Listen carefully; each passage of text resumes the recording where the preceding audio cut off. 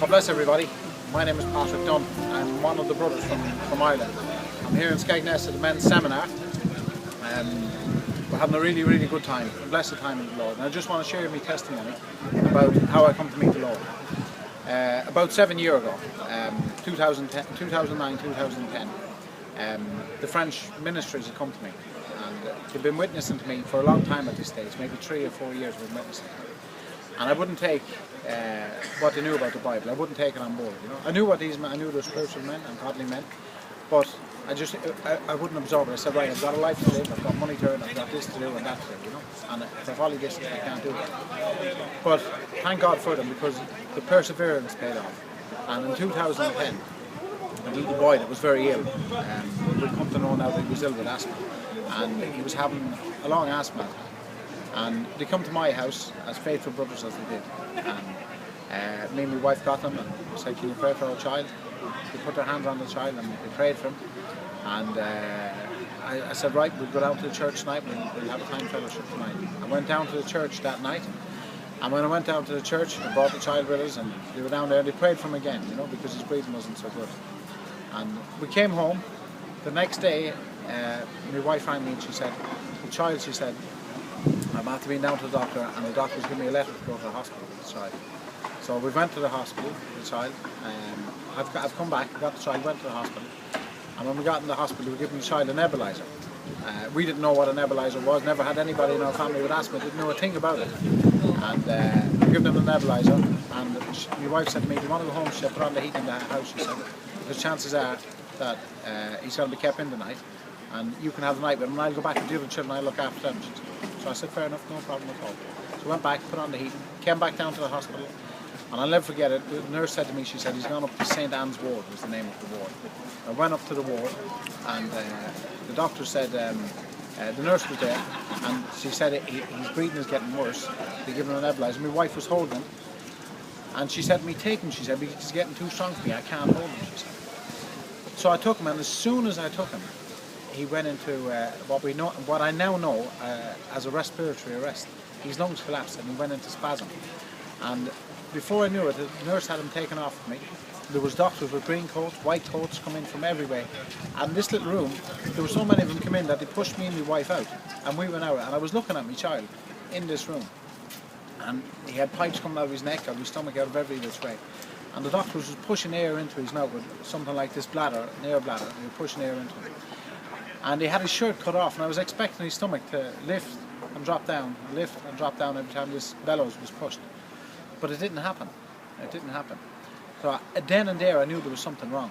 So I rang up everybody, and I rang up my mother and father, and I said to them, look, this child is sick. I said, he's very sick. To be honest, I couldn't talk to him on the phone, but they knew I was going to the hospital, and they knew he was sick, and they knew there was something wrong with me. So they come to the hospital. The nurse and the doctor, or two doctors, brought me and my wife into a little room. And my wife said to him, when my child gets out of here, she said, what is the chances of this happening again? And the doctor said, your child will be dead before morning. We're not expecting to live through the night. So at that, as you can imagine, our whole world collapsed, fell down, came tumbling down. And for a while, I blamed the Christians. You know, I did blame the Christians for a while, but even though I blamed the Christians on it, we still prayed to God. My wife had people in England at the time that was Christians. We rang up them, they were praying. They had the churches in England praying. The French ministries, the French ministers in France were praying in the churches. There's people in America, Australia, all over the world praying for the child. My child was airlifted. I'm jumping the gun. The doctor came and said, right, he's too sick to move out of theatre into intensive care. He's too sick. If we move him, he's going to die. And he said, pray that he doesn't get any worse overnight. So we prayed and we prayed. He didn't get any worse overnight. He stayed the same, but he was still too sick to go into intensive care. So when he was in intensive care, the doctors came to us because he was in an induced coma. And they said to us that his organs are starting to fail. To make a long story short, his organs were starting to fail. His livers was failing, his kidneys was failing, because where I live in Cork, there was no paediatric care for children, no intensive care unit for children in Cork. And the nearest one was Dublin, and he was too sick, remember, to move out of theatre into intensive care. So we had to take a chance on airlifting from Cork to Dublin, which is 150 miles, you know. Gets to Dublin, and again we're praying and praying and praying, and they brings him into the room at night, and me and my wife never seen him in the morning. They brought us into a little room. We had no sleep, if any, that night. I remember the next morning about 6 o'clock, the doctor came in and he had this stethoscope in his hand. He was pointing it and he was saying, "I've got a request." And I thought the only thing that was going through my mind was, this man is telling us to make funeral arrangements for my child.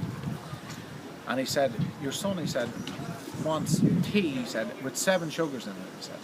And he said he's crying because he's got a nappy on. He said he doesn't want a nappy, he wants underpants.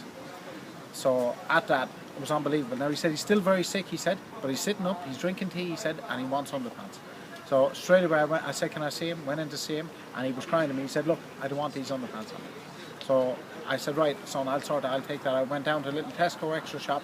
They didn't have no underpants, all they had was knickers in there for girls. So I've took these things and I brought them down to him, and I've said, "Right, they're for you there," and he wore it anyway. A week after, we were at home. Everything was going well, and what we come to know was that before the French prayed for him, we give him not antibiotics, we give him steroid tablets from the doctor. And what steroids do, they don't cover up, they don't heal any sickness. What they do is they mask it, they make it better for a temporary time, but it's a temporary fix. And when the effects of the steroid tablets wear off, the problem is still there. And I blame the Christians because they laid hands on him and prayed for him. And I said, this is unlucky people that laid hands on my child, and this is why he's sick. What I've come to know afterwards, that without the work of God in his life at the time, that my child wouldn't be here today. Without the ministers praying for him and God using them to pray for him, that he wouldn't be here today. And I just give God all the praise. How long ago was this? This is 2010, October 2010. What's he like now? Now, today, his asthma's gone. As a matter of fact, he's here today with me, and just as we're on the topic, there he's walking down this way now with the keys in the car in his hand. That's my son now, and he's here today with me. He's one of 2 boys that I've got here today. I just want to say about the work that the Lord has done in our lives, my life, my children's life, my wife's life, my family's life. There's nothing can compare to it, and I give God all the glory and praise for what he's done in our life. I hope this encourages somebody. God bless you. God bless you.